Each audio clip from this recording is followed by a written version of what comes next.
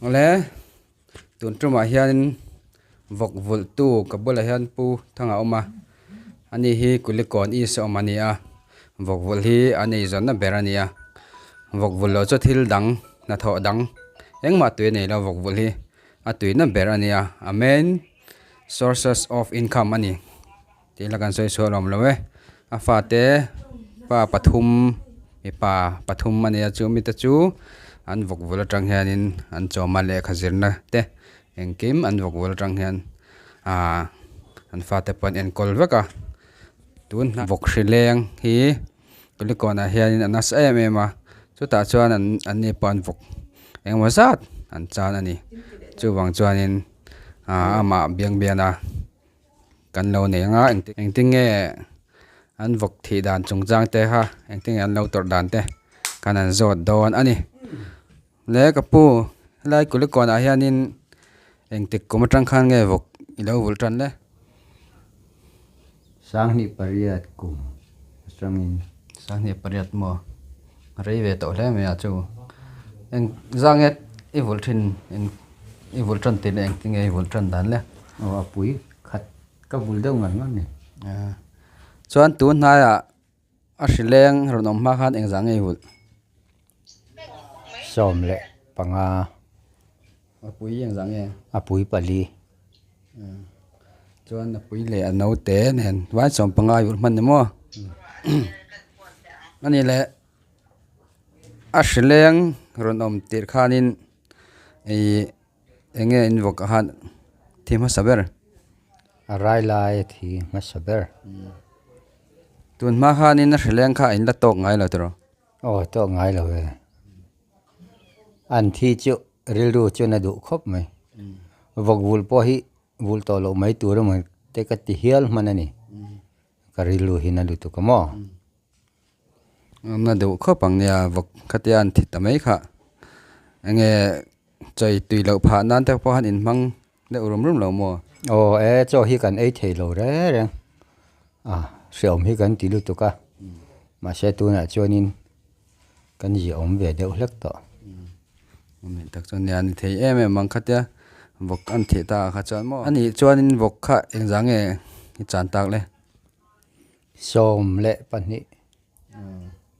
ni ta ni chu ta chuan a pui eng zang e thi apui hi pathum he uyom don he me cheng nuai eng ma zat man khai chan ti na nya nge uyom khop mai tiat chiat kan han to hi chen mi dang te chiat to te po hi kan riat pha ve amo mi hian an lo tuar na sabe so man vati don ve te kan ti pha ve ni chu vok leng khatia aron om ti hriat tran tir dan eng tinge an dam lo tran tir dan chon ei du lawa an zoi ngia ya an chau ngoi ngoi mai ni ni eng za vel tenge an dam lo ni te ni thum ni li te hi ni deuh tlang puya then chu jan khat lek tur te pon om be tho te chuan an tu ka lo thile ngot zel mai ti na mi ni deuh me a thi chu eng tinge in ti dan khur kan la ya kan phum hia mai phum thu te khangai om sia a haw tak veo lo mo hau take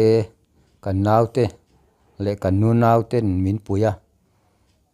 chu tiang chuan phung bom mani mai chuan har sa a chu tiang chuan kan nau te nen kan boi puya kan boi pui na sa thei khom mai ani tak chu an thi ta hanin a thi zoi zoi nge voi le khata nge ting nge thi dan a khat pheu pheu in an thia thi zoi zoi lawa chu chu a boi thak ve jok khan khur te khani le in lai sa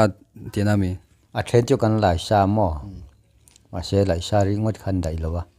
chop chil do lai te po om ve thowa kan lai deuh reng mai ni a lai na mun tur kha a huan kha in nei tha hrim hrim tin an mon ang ni chu kan nau te in mun kha kan ho mo ta chuan kan phum hiam hiam mai a khur chu han nge thil phul ten nem ne em lo we thena chuan chi te kan telamo chi te kan da a chi nai te nim na te po kan da tel ani tak chu ani le khatia vok han thi ta kha chuan eng tinge nangma hani ril ru om dan vok vul zel kha ilatum em vul zel chu kala tuma arem chuan mo vok vul lo chu e jon dang hi om bok si lo wa chu kala tum deuh thlat ani chu ya vok vul lo kha chu ei zon na dang han dap le dang khan in kum te lo upa ve to bok sia har sa ve to bok sa tro til dang thiam til em han nei lem lo pe chon ei zon na tur kha wang bok sa tro ya wang khop mai ani le tu na han eng za nge vok la dam ni le apui pakhat le no patni kan lakol ve ren ro ne pathum lai la nei ni mo tu na chuan in a hri ha ken san deuh to in I shem kian san deuh to in ka ria o kul ko na hian in eng za nge thi ve ni I hre them ka hre thei mai lo thi tam khop mai ni tak chu ani le vok en te kha eng za te nge in nei mun thuma kan nei amo kom thlanga le khu ta mun ni ami khu chu aram thak to om to lo thang zo ka mi chuan thi fai vek ti nei mo o thi fai vek to e be don thak don hle me chu ani le tu na vok pui thiên hon hung ber kha kumeng zange vul man kum som le pali vel nin ka ria au yom tham hle me ya tro chu in cheng za ve nge nyang in chi som ruk atin lo pon nga tal chu nyang chu rai lai tro tu na mi chu rai lai ni lo athim ha saber kharai lai ni rai lai chu thi ma saber an lan chu a rai ho hian an ho em ama chuan a pai na ho em boka an nong lama chuan an no ho chuan thi deuh tang pui an dam lo khan en tinge ian kol dan thuam ria ta than tia thuam ria thi kan la mo chu kan deng soma tuin kan ju ta ka te khan sirin lianin kan kap lu ta ma she dam chiong lo wa a thenin kor thin deng a than tia khatla awma chu kan la chu kan deng soma a tuin kan bola a ka chung ate kan kap lu ta a that chuang lo chu po chu eng ma hit that pui a dam doi omin ka hrelo an dam dai tak tak om lo ni mo om lo a lo in ven lok dan deuh te om em om pon ka hrelo we a om an tia then chuan ma se ke chu ka mu danin a lu chil to ve khi chuanin an dam lo in ka hre tlang pui ni school fee ve la ko in boy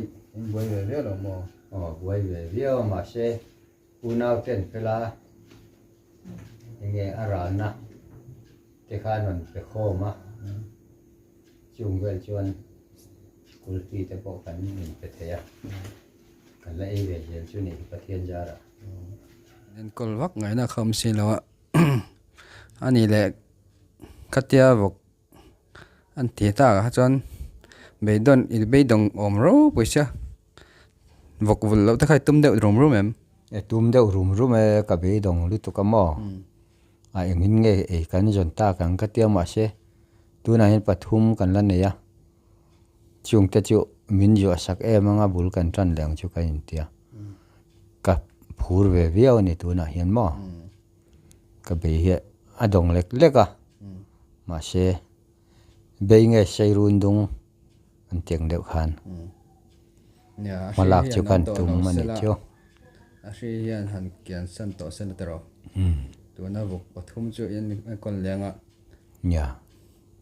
tluan te chuanin ano te nei lenga te khan in thapung lenga tero I vul ta mai don nom ni mai chu kan be sei photani pathian jara tha to tura kan ngai deuh ni chu han be dong lo photi la tero vok vul tu te ta hen enge hriat tu poi mo sei tu in em vok kan vul hianin ti tak zet na ni na vul anga ya a in te ti faya a cho te uluk de uluk thei ang bera en kol a cho thing pek tel lo te hi a thain kan hredewa chu ni deuh mai ani le hun thadeu kha men pe a kan lo me ke po ka lo me